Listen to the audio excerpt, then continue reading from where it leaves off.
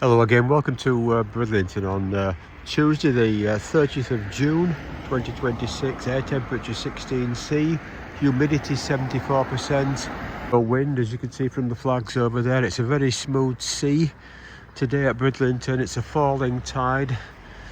The low tide will be just before lunchtime, where it will be a 1.5 metre low tide. You can see the Yorkshire Bow at the background there, but we'll have a walk down to the Heritage Trail first. Beautiful day at Bridlington. You can hear the seagulls there. The wind turbines are turning over there, so there must be a slight breeze, but I can't feel it here. Wondering, we set off at 5:30 a.m. this morning to make it to Bridlington at 8:30. There's the old rudder, caught in the trawl net of a local fishing vessel, Dominant H17. You can hardly read it because of the state of the sign. There's a special way of preserving things here at Bridlington. The anchor point there, used in the days of sail, hauling boats out of the harbour. Now this is it here. You can see it's sort of encased in mud and debris and rust. It's rusting away, embedded in the dirt there with some moss growing through it. Now, in many places you might go to the Mediterranean, at a Malta or somewhere, and you'll find this sort of preserved, painted black, and it would be sort of preserved like that. In Bridlington it seems as though there's a different approach, the approach being that when it's encased in mud and rusting like that, encased and rusting and dirty like that, it lets you know the passage of time. Well, perhaps that's what I mean. And here again we've got the post. You see the passage of time here. It doesn't seem to have been preserved, no doubt for a very special reason. And here in this faded sign, we can just see that that was used in bygone days. A bit of humour put to one side. We'll walk down this slip road here, where once the fishing boats were launched up and down here. We'll look to the edge here. Now, this was very different in my childhood, back in the mid-1950s, when I was a 10-year-old and we used to come to Bridlington.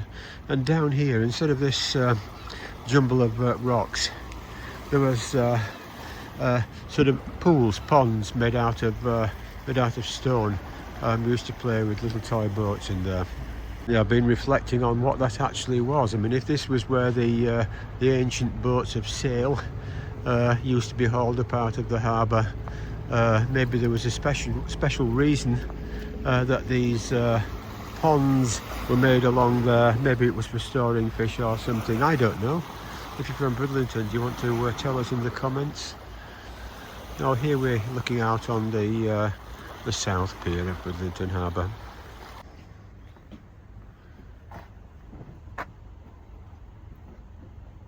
Just noticed that sign, Bridlington Harbour Commissioners, pointing out that this is private land. Permission needed. Any other activity? Completely deserted on here this morning. I find that quite unusual. Usually people fishing from the piers here, but it's just absolutely deserted. Really strange. We're thinking about doing an overnight at Bridlington, and I checked that out a couple of nights ago. It's actually much cheaper to go to Italy, including the fare, than come here for a few days. I don't know, it just seems, I suppose you've got to make what money you can, haven't you, out of accommodation. But it was several £100 for most accommodations for one night. I found that quite astounding, really. Then, going back over the last 20-30 years, I've always found it much more expensive to try to have a few days away or to have a holiday in the UK. Beautiful Bridlington, just the place to have a holiday if you can perhaps manage to book something. So here we have the lobster pots. Well, I think Bridlington's a great place for a day trip from where we live. We live in Wakefield, over there in West Yorkshire, and it's a nice steady 3-hour trip to get to Bridlington these days, if you keep stopping for coffee and drinks and so on, like we do. My videos of Bridlington will be in winter, when there are not many people around, but just look at this, not many people around today either.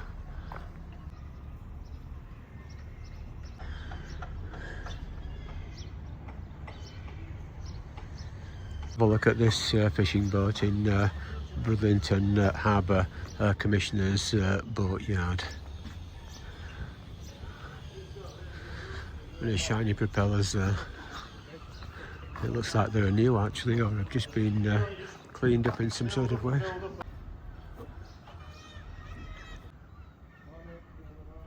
This is a little propeller on the front. That's what gives it the manoeuvrability. Being able to push the front end side to side like that. Here are some ducks in the harbour.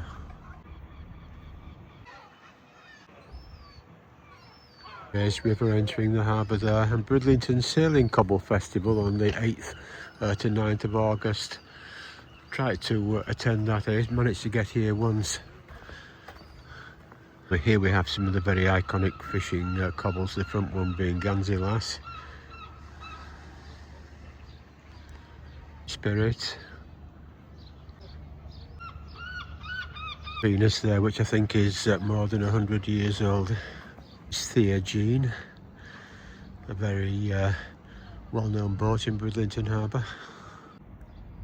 Past the waffles and donuts stall here that's open until his coffee shop.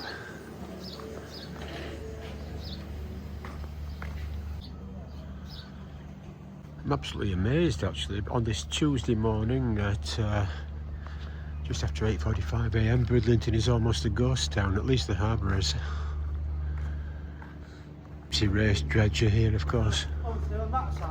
To the bottom there where all the mud goes, it's dumped in there, then I think the bottom sort of opens up and it's dumped out into the bay somewhere where it's safe.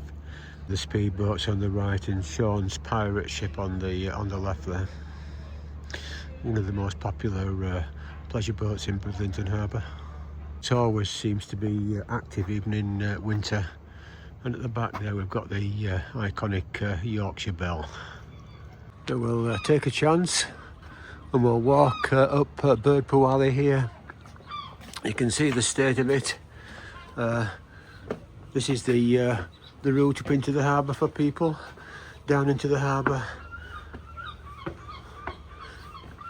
And we go past the Bridlington's Knockhead pole there on the left, allegedly. You can see the pole there. Don't walk into that, it's been there for decades, I think since the 1970s. You too can come to Bridlington and walk the gauntlet if you wish. There are all the seagulls with their rear ends poking out over the walkway. Well, you can see the nests that they've made. I mean, to the seagull, of course, it's just a cliff, isn't it?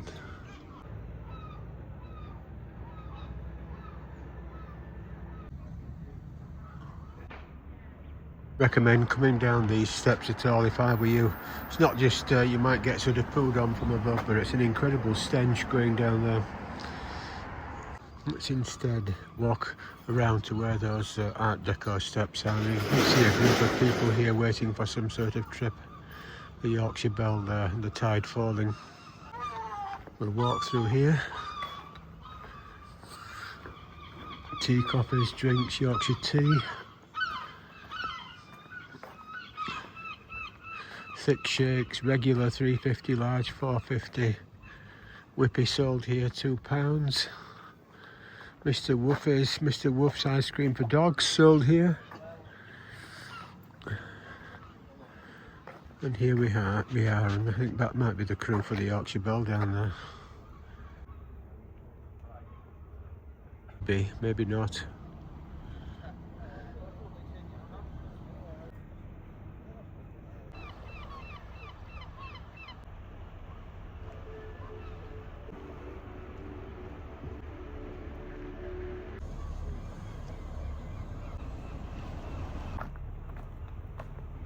And no flag strapped over the front of the cannon today. What a disappointment. Another notch forward though in the town's bid to become culture capital. Not really that's for next year or the year after. Good luck to them. I'm already sheltering in the shade of the light at the end of the North Pier wall. from the sun that is getting warmer and warmer.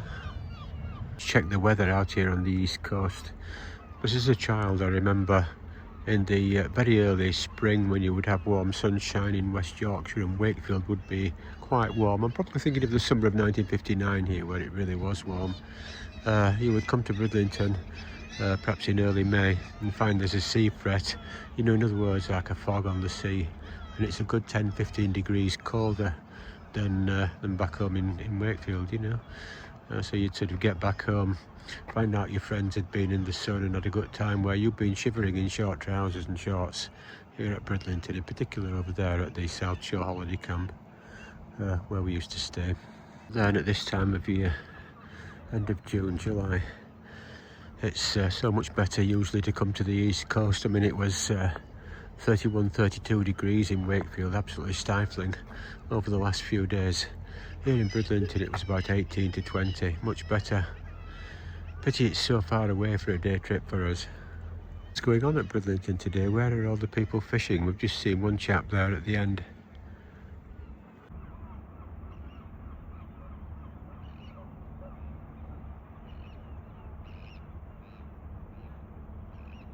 It's a lifeboat returning, because the lifeboat house is just that white building back there.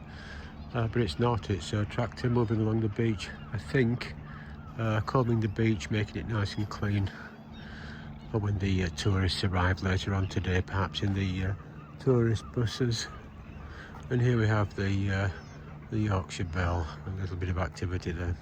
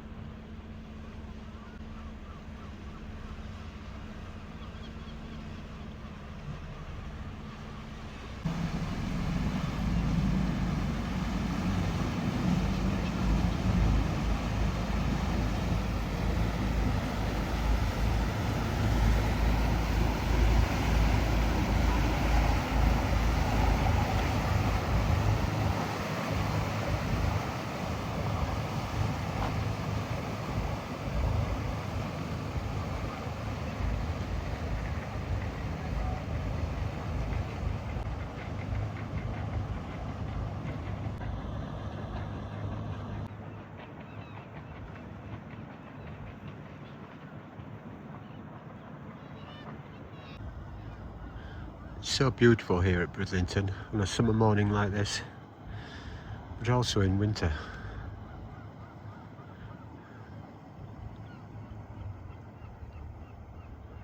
We can just about see the cliffs, the white cliffs of Flamborough Head appearing on the left of the picture there. The white is not standing out too much because there isn't a low sun. I think the best time to film Flamborough Head and boats going out here is in winter, when there's a very low sun, which should have shining almost horizontally onto the cliffs. So we'll watch the fishing expedition go out there, and there's a bigger ship in the background. I don't know whether you can see it.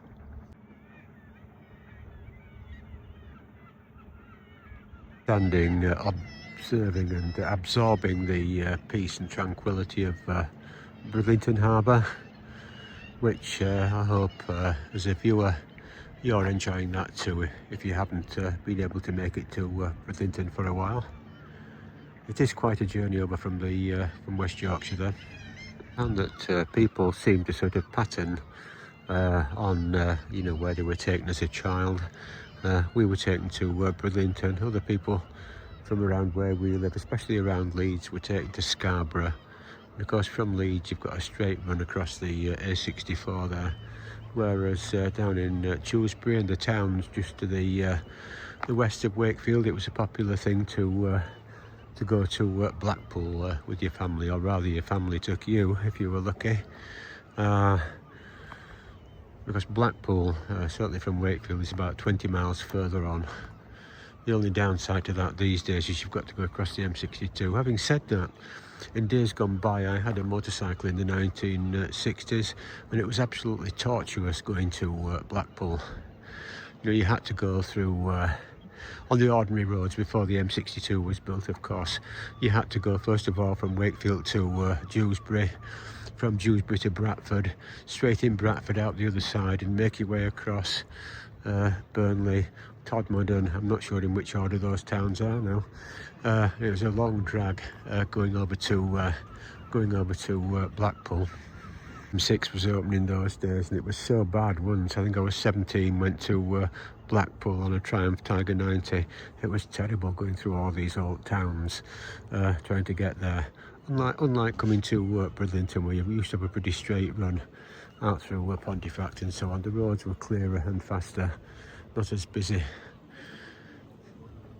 I once took the Triumph to Blackpool, and it was so bad getting there through these towns that I then came out of Blackpool and went north up the M6, which was there at the time, that part of it, and up to Kendal, and then back down through Skipton, Belbusk, Ilkley and so on. Even that was a torture doing that. So tend to forget how difficult things were in those days without a motorway, don't you think?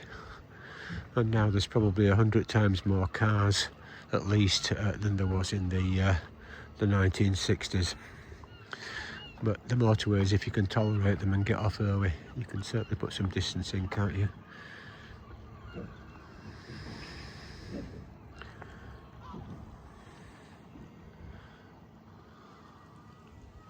Back to a very, very, very quiet Bridlington. You'll notice the fish wharf here. Every fishing boat has gone. There's perhaps some right at the very back there, but the fish dock here is empty. And it's like this now, which is ideal for filming because you've not got a lot of noise. And we're filming the place, aren't we, really, in the boats and things rather than people. So ideally you're here filming it in winter or in an early morning like this, but to experience Bridlington properly as a tourist, I think it's best to come here in the afternoon or stay overnight, because Bridlington is, in my opinion, totally transformed in the afternoon with an influx of tourists that seem to come in after lunch, and it's so busy and popular here. I took a film a few weeks ago, spring high tide at Bridlington, and it just shows you the difference actually. We stayed overnight then, and that video's on the channel here, spring high tide at Bridlington, and it's absolutely changed and different, very bustling with people enjoying themselves. You get people catching crabs over there at the end of Bridlington Crane Wharf, and the sun, of course, is setting in the west over there, so the sun is actually at the back of the harbour there in the springtime instead of being behind me over in the direction of Flamborough Head. And it gives, I think the changing of the light gives a whole different perspective, better in some ways. See there a cargo ship or a tanker about something about to go past Flamborough Head there. You can see the tide falling. I'll try to zoom in.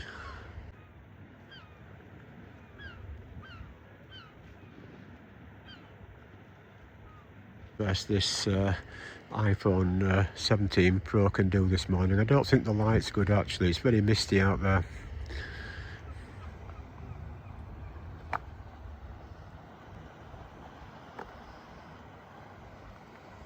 Deserted Bridlington, it's almost got a winter look to it. Nothing moves. Crane Wharf there, totally empty. Perhaps we didn't need to set off so early to get to Bridlington this morning. I was worried about parking. The century-old rotting structure here gradually diminishing at Bridlington Harbour. I'm sure some more of those wooden planks have gone. Eventually it'll just be the concrete and that will sort of crumble and fall away.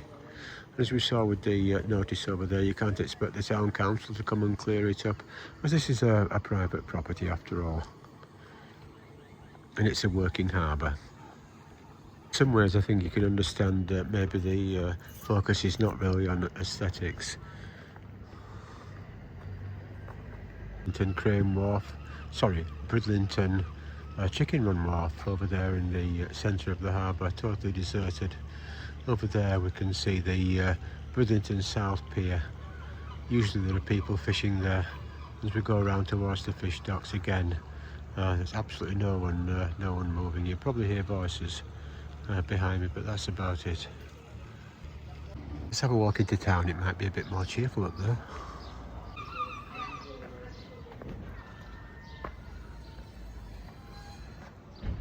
The zone's still there, empty unfortunately, but wait for it. Here's the surprise. The funeral parlour has gone. That's it, it was the funeral parlour, the heavenly something. Now instead of going in there and getting embalmed, you can go into the sorry, you go into the Gusto modern Italian eatery. About that, when you're approaching 80 years old. A little bit of gallows humour there when you keep repeatedly getting COVID infections. Good wins there. They're good to see that eyesore taken out of the main strip in Bridlington. Hopefully that will soon fade from the collective memory that it was ever there in the first place. Instead of contemplating doom, it's possible to come and have an Italian coffee. Much better, don't you agree?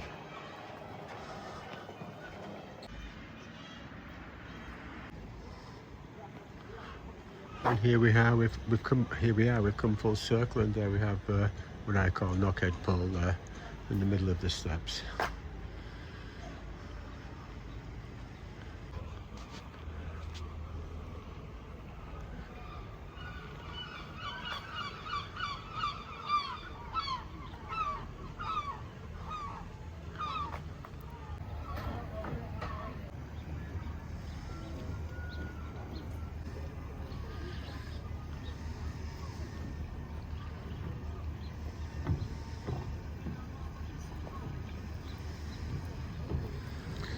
It's interesting. Shall we follow what that chap there is doing with the small portable dinghy? We used to have things smaller than that we used to go out on the sea in back in the 1970s. I think one of them might be a tarboy yacht or something. I mean, I had an inflatable dinghy, just big enough to take one person safely, really. A colleague trying to sell me his in the early 1980s, but I think, you know, some of us had experienced these tiny crafts, taking them out on the sea. I wasn't interested. Having escaped death more than once.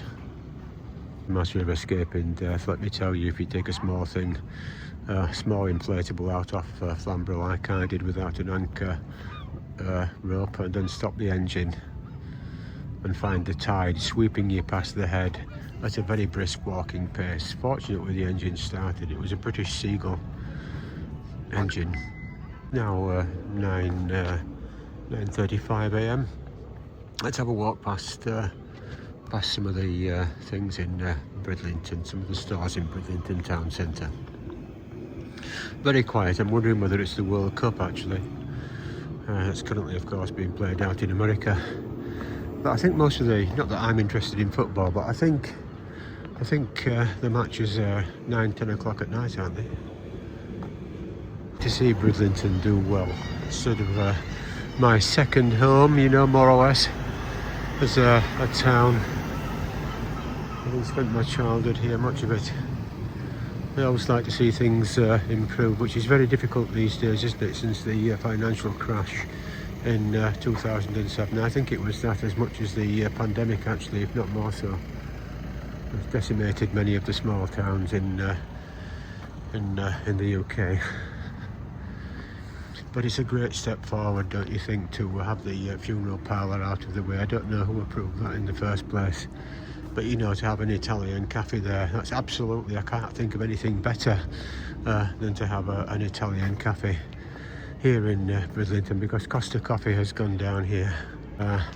Greg's, I think, has more or less taken the place of Costa. You can just see it there in the background, that dull red door. We have the very popular Greg's.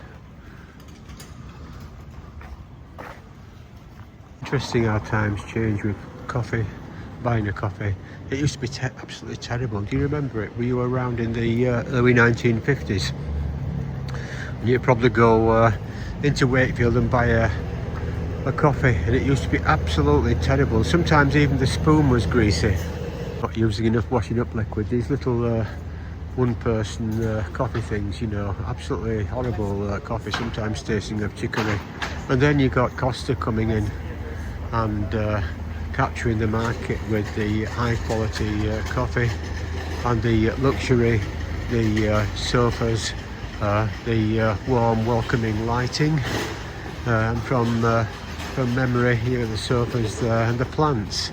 Now I remember in Wakefield the plants being taken out, I don't know, about 10-12 years ago, maybe more. Immediately there was more noise evident in the cafe, and one of my acquaintances mentioned it now seems like a step down towards a greasy spoon.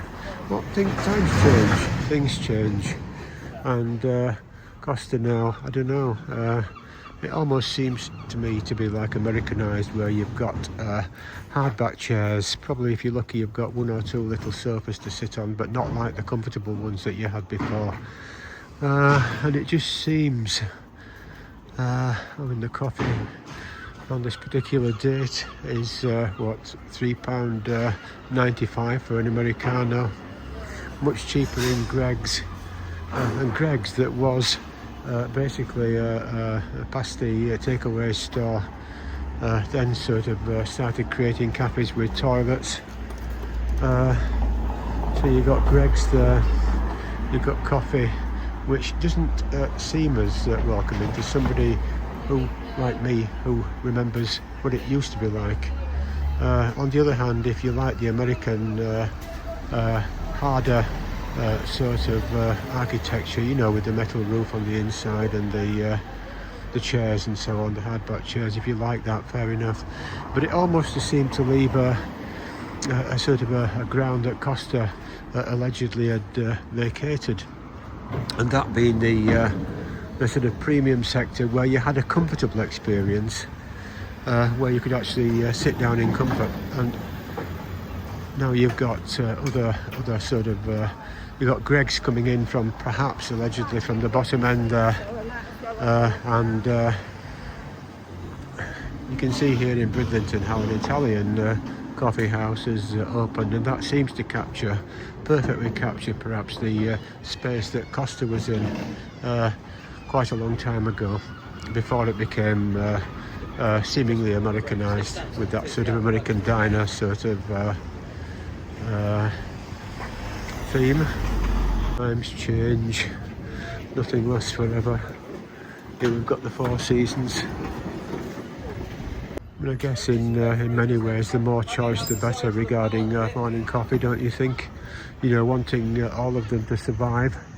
But I think it's a very competitive business in the morning coffee trade at the moment.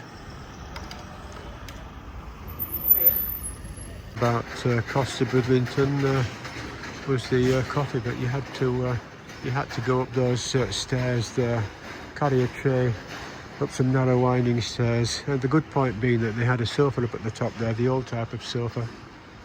Was it Woolly Edge Services southbound the other Sunday at their Costa, where you can sit and look out on the fields looking north towards Wakefield, and it just seemed to me perhaps how much had been lost regarding comfort. I was sat in one of those big comfortable high-sided chairs.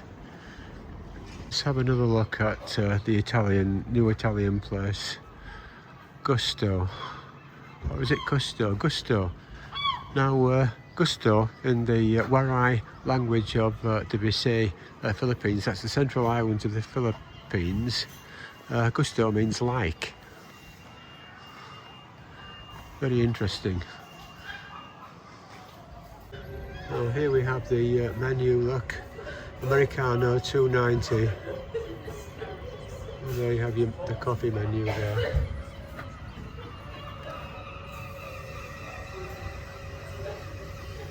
Talking to a gentleman inside.